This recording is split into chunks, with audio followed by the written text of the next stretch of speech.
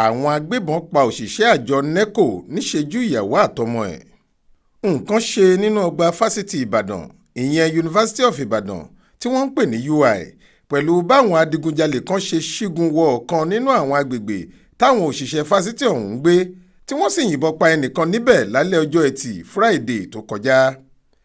Ẹni tí wọ́n yìnbọn pa yìí, ọ̀gbẹ́ni Vincent Odinko, tó jẹ́ ọkọ fún obìnrin kan tó ń ṣiṣẹ́ nínú ọgbà fásitì Ìbàdàn, ṣùgbọ́n nílé iṣẹ́ tí wọ́n ń pè ní National Examination Council Neco, ìyẹn àjọ tó ń ṣàkóso ìdánwò àṣejáde iléèwé girama, lòun fúnra rẹ̀ ti ń ṣiṣẹ́ lọ́fíìsì àjọ náà tó wà ládùúgbò Agodi nìbàdàn.